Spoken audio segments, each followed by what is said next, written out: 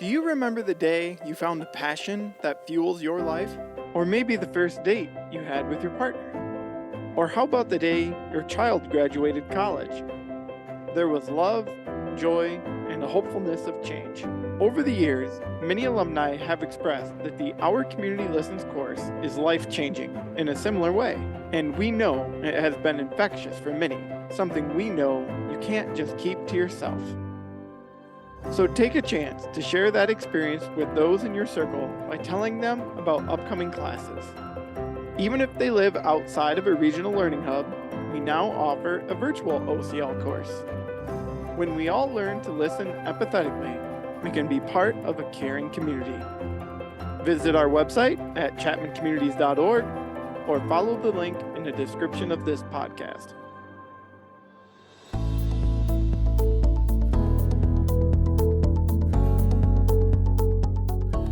Welcome to the Listen First podcast, brought to you by the Chapman Foundation for Caring Communities. Our vision and mission is to strengthen relationships and build stronger communities through listening, leadership, care, and service to create a truly human connection. Learn and partner with us as we imagine a society in which people care about each other and listen first. Hello and welcome to the Listen First podcast. My name is Adam Solgett, and with me today is Jill Wright, a facilitator in Charleston, South Carolina. Thank you for joining me, Jill. Great. Hi, Adam. Thanks so much for inviting me to talk to you. Yeah, I'm very thankful that you wanted to, hop on and share a story about you communicating with your son at the start of the school year here. The start of the school year is a very highly emotional and transitional period for parents, for kids. So it's something that we've been thinking a lot about here at the Chapman Foundation, and bringing real life stories to the teachings and utilizing the teachings is a great way for us to show that everybody is trying their best, and hopefully people can relate to them and they can think about how they could potentially do things a little bit different if they're looking to improve their skill set. Jill, tell me why you were so interested to talk to me about this and paint the picture and fill us in on your family situation.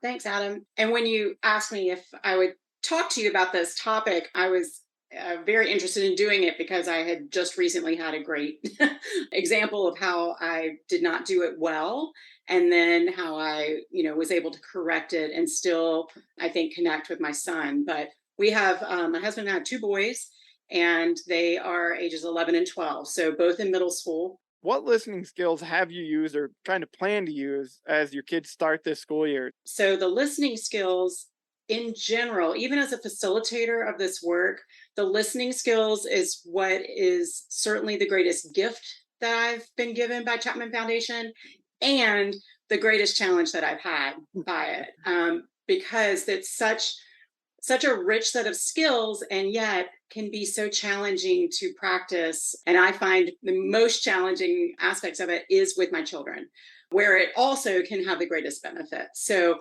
I'm constantly aware of it, or I become aware of it, usually in the middle of an interaction.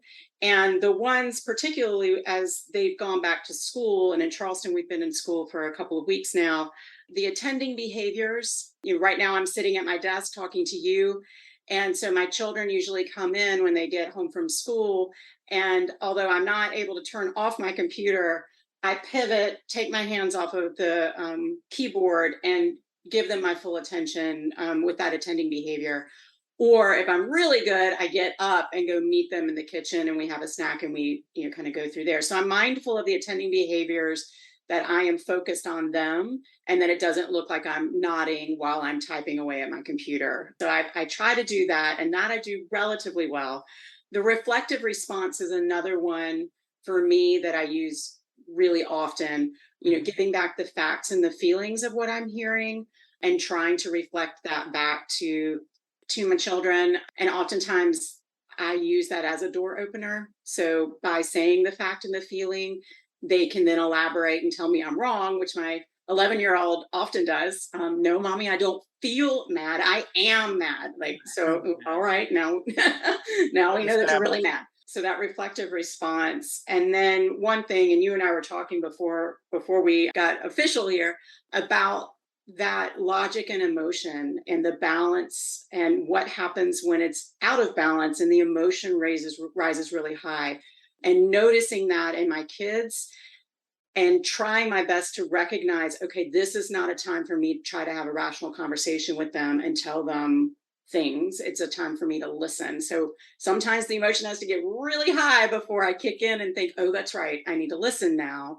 And as you said before we got on air, also recognize that in myself. Yes. So recognizing I'm starting to get, my emotions are getting amped up. And so I am not necessarily communicating in the best way right now. So those, the attending behaviors, the reflective response, and then that relationship between logic and emotion, and fighting the sometimes natural urge to give them the advice and to sit in the listening space so that they can get it out and not tell them this is what you need to do. You need to go blah, blah, blah, blah, blah. We recently spoke with Mike Desparis in a podcast about, tips on how to connect with your kids. And what I'm hearing you say is something he said, which was connection before direction. So the opportunity to connect with them first and then think about, okay, what direction might I need to give them, or what direction do they need, or what can we do together? And then Mickey Gibbs also mentioned the idea of not jumping in to be a problem solver immediately. And that could be a lot of different things depending on the age of your kid. And she talked about that. So it sounds like you're keeping that in mind when you're speaking with them. Let's step into your story. You mentioned you kind of have a specific story of where you didn't feel like you did it great to start, and then you kind of had to course correct. So why don't you tell me that story? Yes, and I love that you brought up Mike and Mickey, because they both are so wise when it comes to education and children.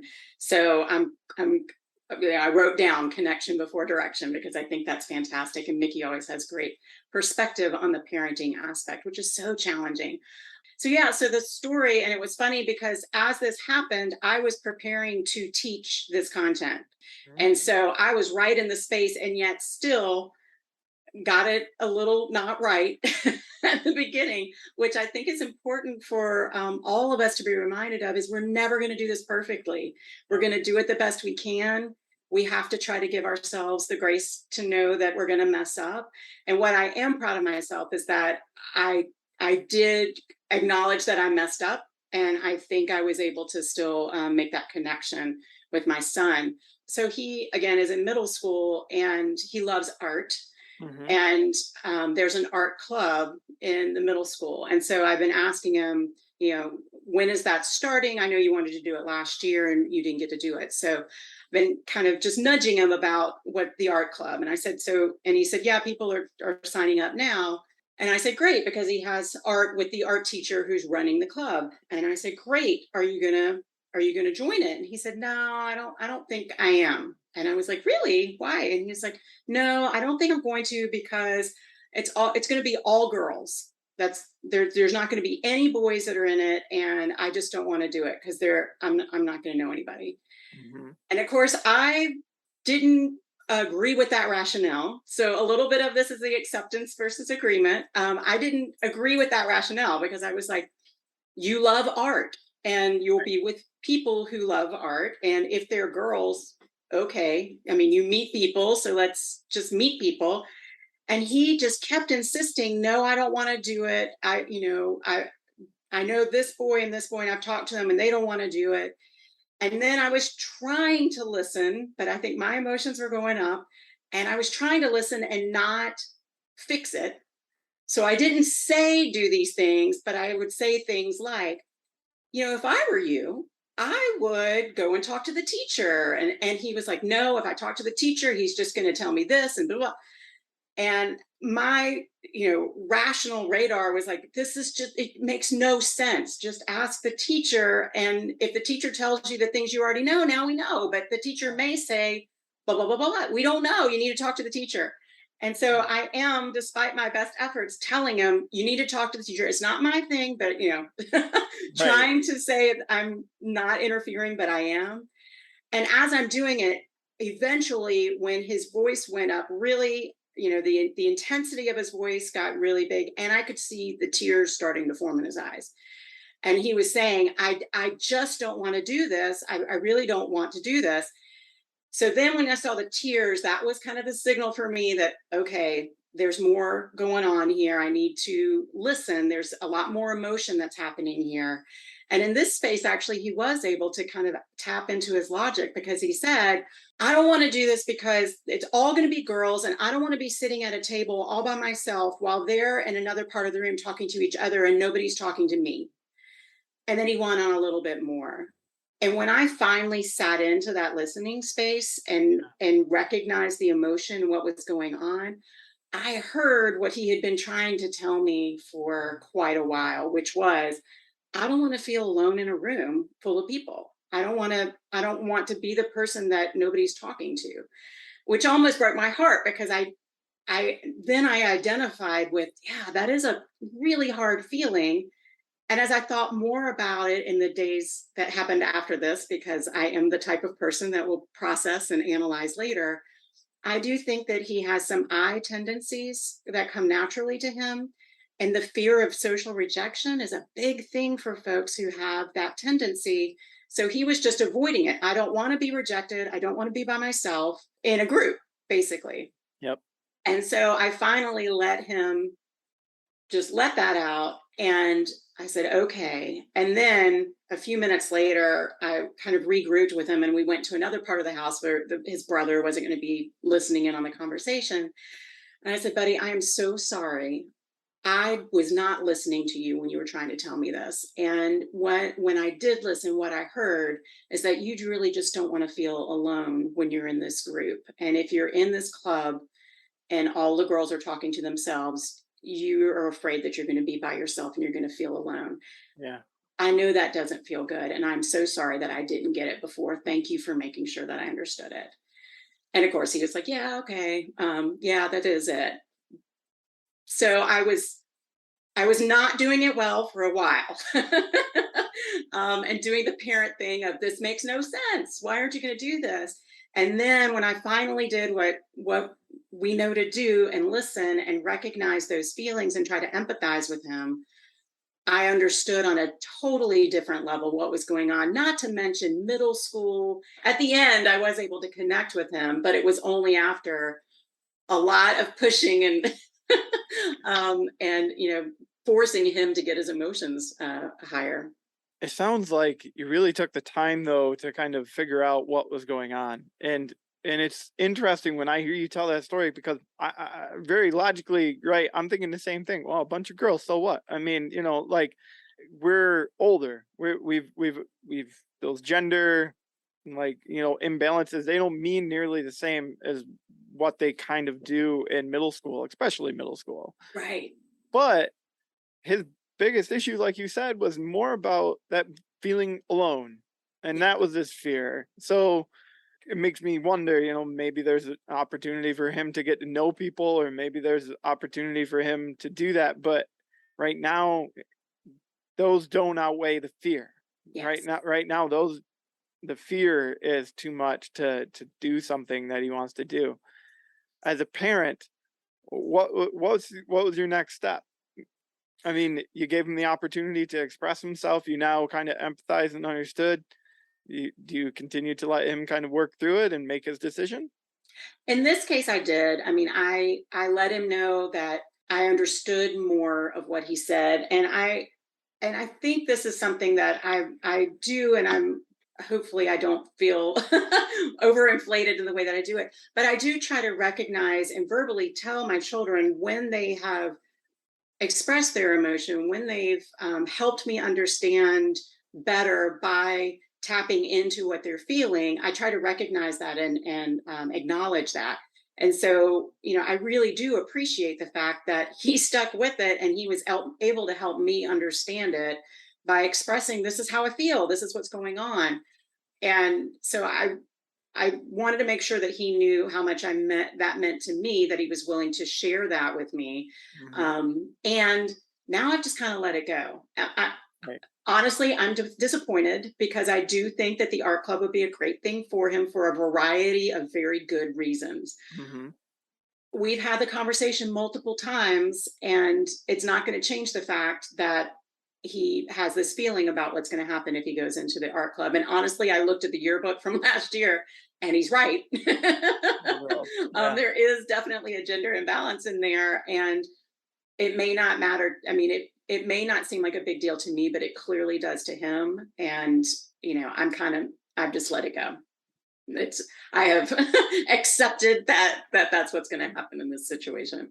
I completely understand that, and that makes sense. And when I'm replaying this opportunity, like when you're at that point where he's kind of just saying, well, it's going to be all girls. I mean, without these skills in your life, there's the potential that you or anyone, myself included. So I'm not trying to point fingers, but we may very well have just ended that conversation quickly with, well, that sounds dumb, or that's a dumb reason, or I don't get that at all.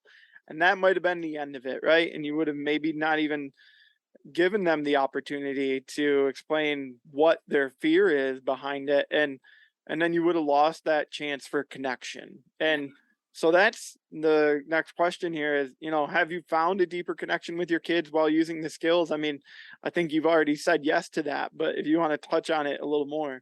Yes, absolutely. And it is remarkable to me. And that's, I think, the greatest gift of going through this class and still staying connected through all the opportunities that we have through the Chapman Foundation and as a facilitator.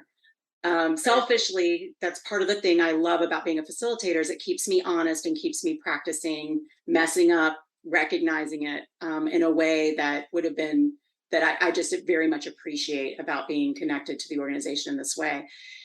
And that ability to connect with my children and model to my children what I hope they will be instilled in them has been just an amazing gift as this, and it is the biggest challenge I have too. I've took this class in 2017, so 5 years of doing this, and this was just like a week or two ago that I still went in and I'm going to fix this and I'm going to tell you why you're wrong and I'm going to tell you that I'm the wise adult.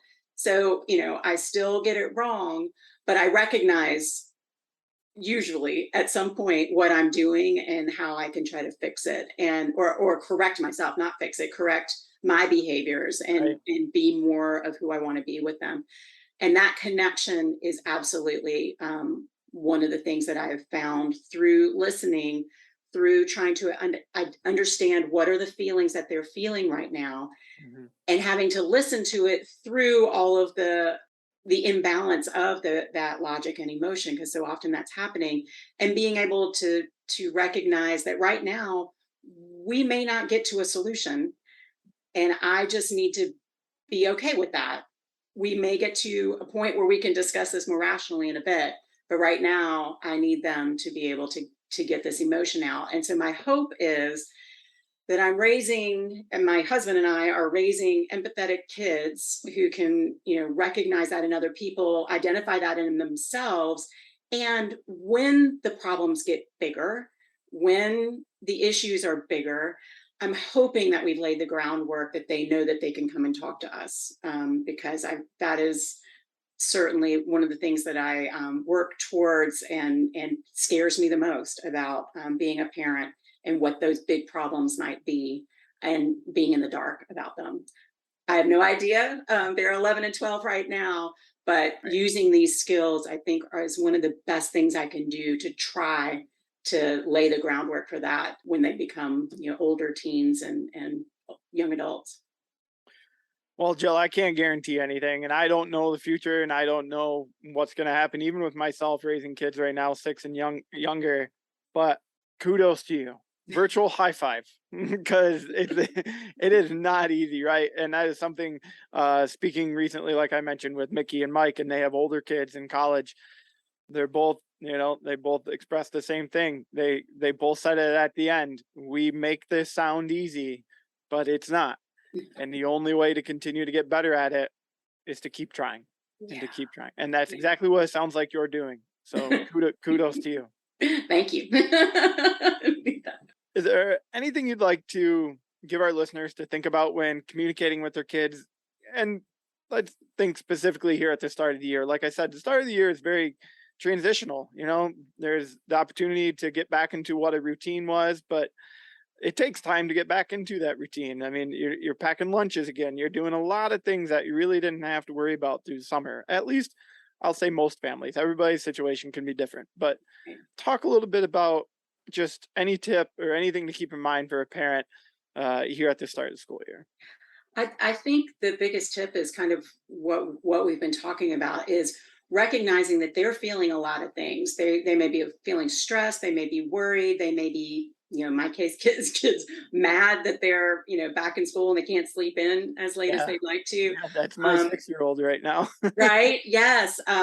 Or that their friends aren't in their classes, or they're worried. I mean, they've got so many emotions that are going on.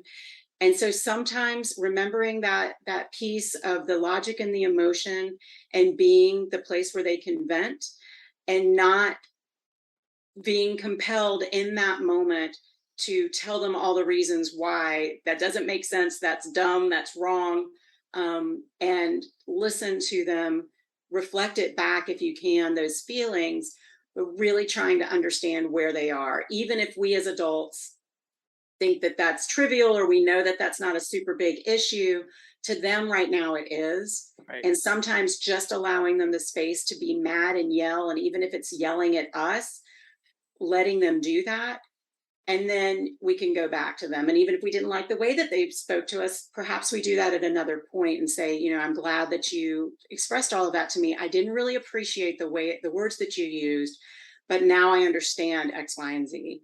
And for me, the biggest tip, and this is in speaking to my husband and friends and all, is you can almost always go back and correct. So even when we get it wrong, even when we completely mess it up, most of the times you can go back and say, you know what, I recognize this is what I did. Even with our little kids, you can find the words to say that. And this is what I heard you telling me, right? So that we can model to them that we make mistakes too. Nobody's perfect. And that we can go back, and that we still want to make that connection. We still want to understand what's going on with them. They still matter to us. So I think those are the big things that stick out as a result of this conversation, everything that's going on at the beginning of school. Jill, thank you so much for being open and vulnerable with us to share a story happening in your life. Very thankful that you're willing to do that. Hopefully it causes people to reflect on the conversations they're having with their kids. Great. Thanks so much, Adam.